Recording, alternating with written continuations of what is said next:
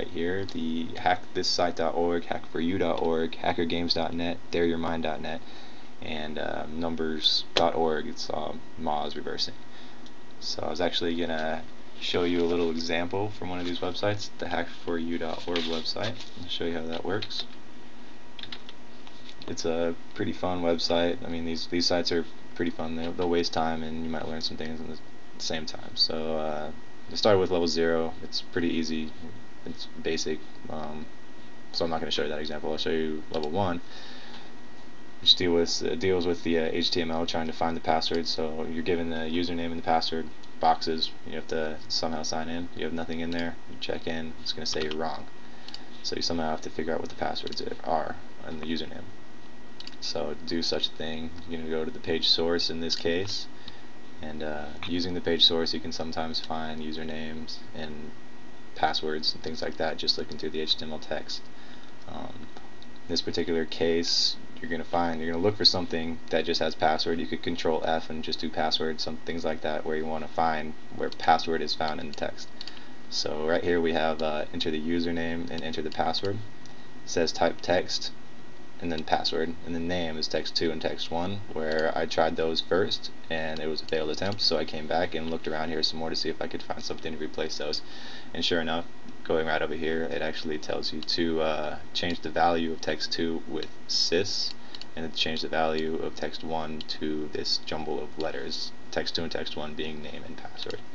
So we'll take the value of text2 as sys, and I'm going to copy the value right here for the password, and let's try it. So we're going to take that, I'm going to do sys, and then we're going to copy that password, and we're going to try it. There we go. So we completed level 1. So after that, you're going to get other levels to try. They get harder progressively, and let's see here. This one, I believe, deals with encryption, so you have to decrypt the encrypted password right here and try to figure all that out. So pretty fun. So if you have some spare time, I'd recommend checking out one of these sites and putting your hacking skills to the test. Let's see, the Hacking Society. So there's a lot of different hacking organizations out there. They've been around for a long time. The first one that I'm going to talk about is the Chaos Computer Club, or the CCC.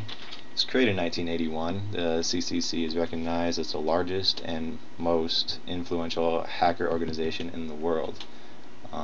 It's based in Germany. It's still active today, and they are famous for their security risk demonstrations.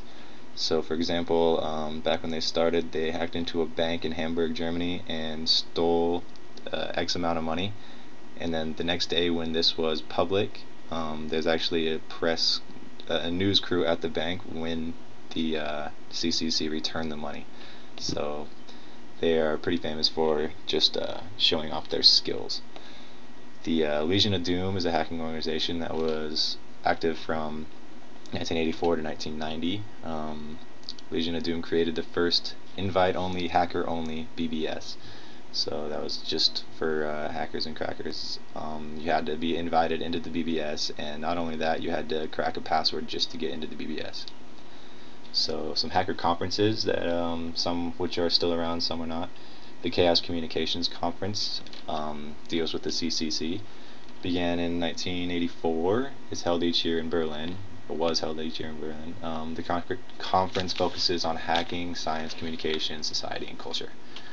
SummerCon was started in 1987, and it set the bar for the more modern conferences. It's no longer around, but in its place is a thing called DEF CON, which is still around today. It's the world's largest annual hacker convention. It was first held in 1993 in Las Vegas.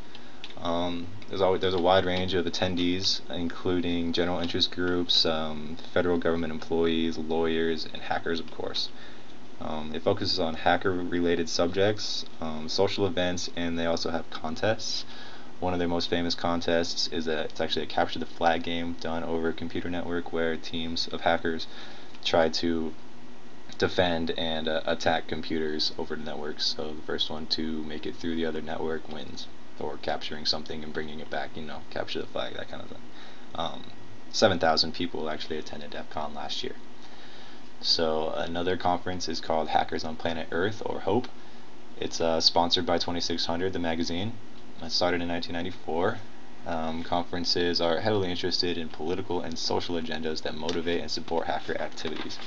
So it's basically just a group out there that is trying to support the hacker groups, or the hacker society, I guess, and just keep it up. Hackers' effect on our society. We'll start with the good.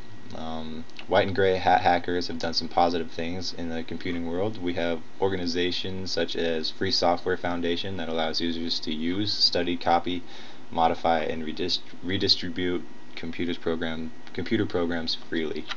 So that's always a good thing. You can share your programs with everybody, and they don't have to pay for it, and it's free.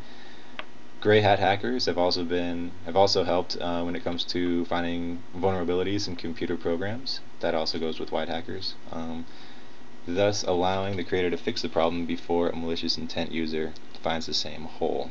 So good hackers, it's kind of like the light and the dark side of the force. This is the good side of the force right here. They are trying to find the problems before they become a problem. The bad, let's see. During prime time of hacking throughout the 90s, the New York Times reported that there being over 1,900 hacking-based websites and more than 30 hacker publications. In 1998, 418 cases were given to the federal prosecutors, and that was in 1998, so it could be more or less now. The first and second quarter of 1998, businesses lost over $7 billion as a result of computer viruses, probably placed in there due to hackers. In 1999, corporations spent $7.1 billion on security for their computer systems. So it was almost 10 years ago. So their companies are still spending money trying to get their computer systems as secure as possible. In 2005, 11.6% of all identity thefts were done online. It's just people stealing credit card information and other information needed to, all in all, steal the person's identity. In 2007, the average fraud amount per victim was over $5,000, meaning the person that's defrauded is losing about $5,000. Also, took about 25 hours of your time trying to figure out what's going on and get everything back in place. So that's a lot of time and money lost due to hackers. Let's see, if a company that is hacked multiple times, they can lose customer confidence, and therefore they could ultimately lose the customer and eventually go bankrupt. Same thing goes for just an individual. They can become very afraid and frustrated of the internet after being hacked. Kind of get scared of the internet, and they can be afraid that they're being watched or monitored, and everything they do, somebody is watching and stealing their stuff. So just that fear factor. People have that anyway, even when they're not hacked. And the ugly, we have some laws that have been passed in the past. Let's see, 84 is when they started. 2004 was the last one on here that was passed. Some of these, obviously, the Computer Fraud Abuse Act was passed in 84 or 86, I guess. Computer Security Act in 87, National Computer Crime Squad was in 1992, National Information Infrastructure Protection Act was an amendment to the Computer Fraud and Abuse Act in 96, 2001 U.S. Patriot Act, things like that. So this is time, this is money of these bills getting passed and implemented. So just more things to worry about. The hackers probably caused this single-handedly. So how can we protect ourselves? Easiest way is to protect yourself from being a victim to a malicious hacker is to be knowledgeable on the capabilities of hackers.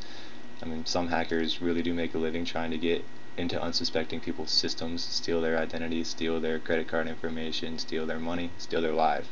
So just be aware of that and don't be stupid. Keep updated with the latest virus scanning programs and system updates. These, of course, will keep your system up to date with protection.